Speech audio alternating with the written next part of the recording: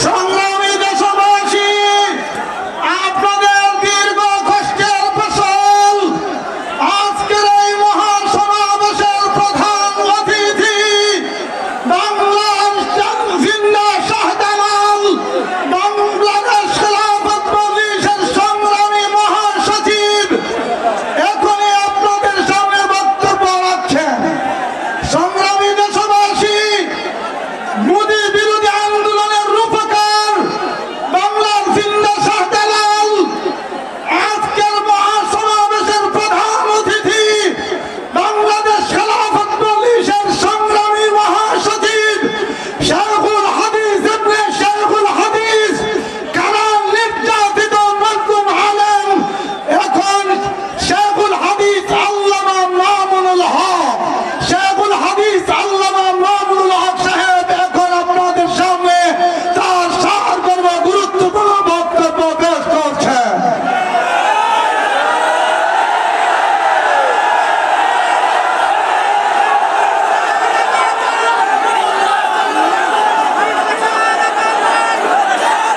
السلام عليكم ورحمة الله.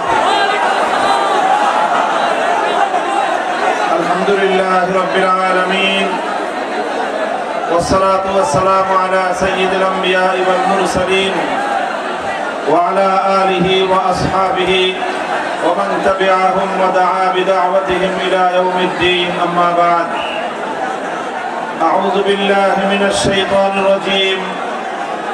بسم الله الرحمن الرحيم.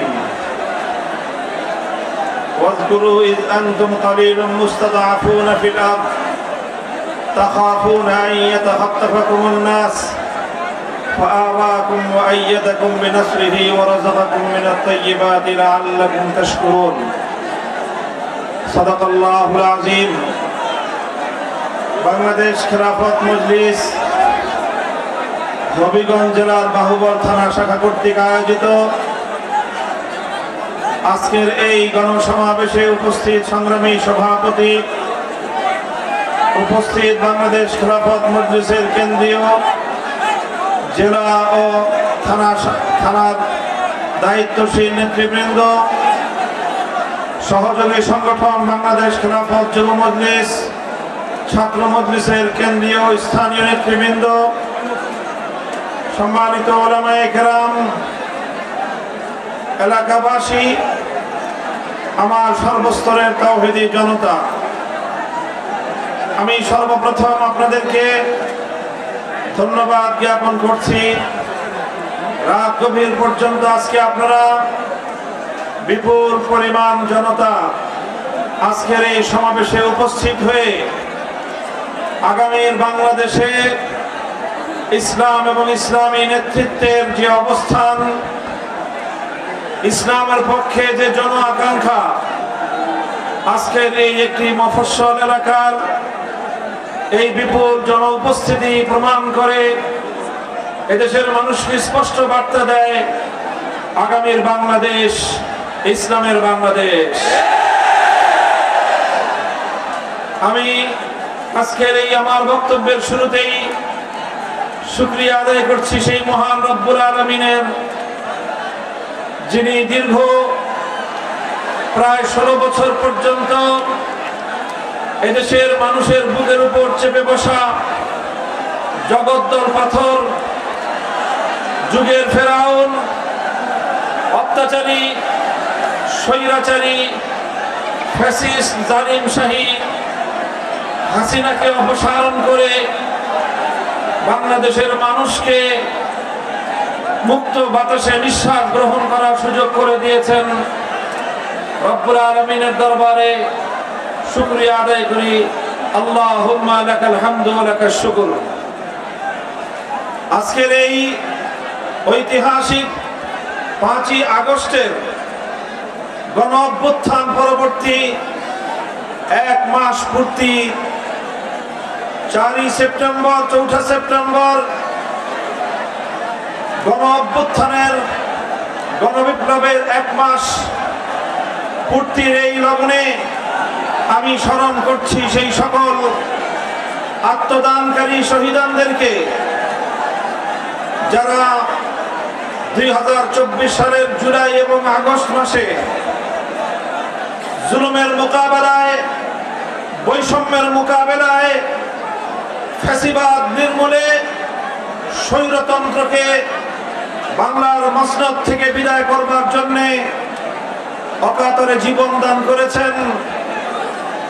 School, college, university ও মাদ্রাসার যে সকল ছাত্ররা, এমনকি 3 বছরের শিশু সন্তান থেকে বৃদ্ধ নারী পুরুষ সর্বশ্রেণীর মানুষ, যাদেরকে খুনি হাসিনার আইন শৃঙ্খলা রক্ষাকারীর নামে পেটুয়া বাহিনী, পুলিশ লীগ, হাতুড়ি লীগ, হেলমেট লীগ, যুবলীগ এবং ছাত্রলীগের সন্ত্রাসীদের মাধ্যমে বাংলাদেশের রাজপথগুলোতে নির্বিচারে পাখির মতো গুলি করে হত্যা করা হয়েছে এবং যাদের রক্তের বিনিময়ে আজকে বাংলাদেশ দ্বিতীয়বারের মতো স্বাধীনতা লাভ করেছে, সেই সকল বীর শহীদানদের শাহাদাত কবুল করার জন্য আল্লাহ রাব্বুল আলামিনের দরবারে আমি দোয়া করছি, আল্লাহ যেন তাদের সকলের শাহাদাতকে কবুল করেন।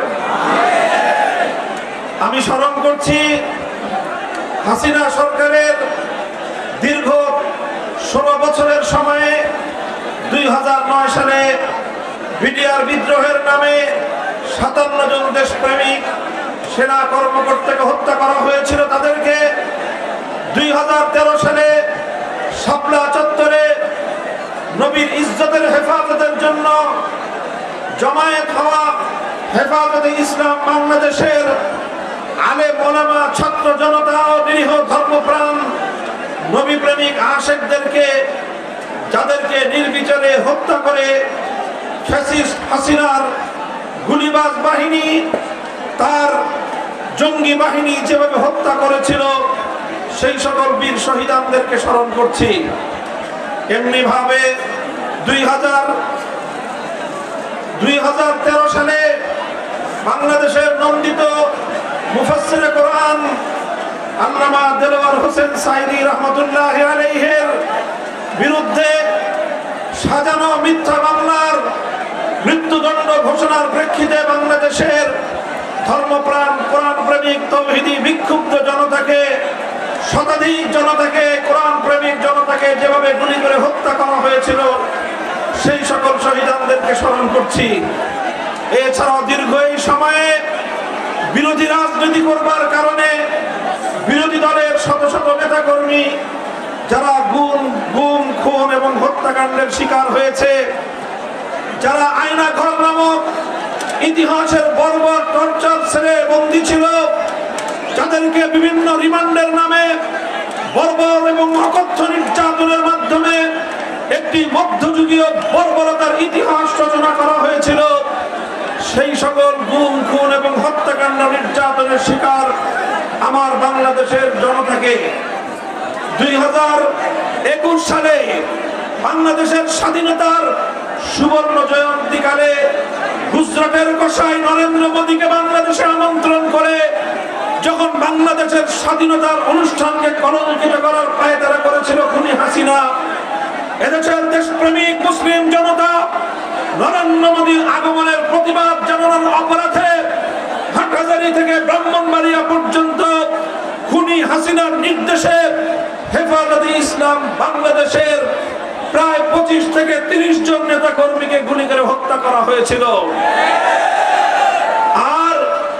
আর প্রায় 1500 আলেম ওলামা, ইসলামী নেতৃত্ব, তৌহিদি জনতাকে নির্বিচারে গ্রেফতার করে মাসের পর মাস, বছরের পর বছর কারাগারে বন্দী রেখে তাদেরকে যাবতীয় বন্দীদের প্রাপ্য অধিকার থেকে বঞ্চিত করে নির্মমতার এক নতুন ইতিহাস রচনা করেছিল শেখ হাসিনা।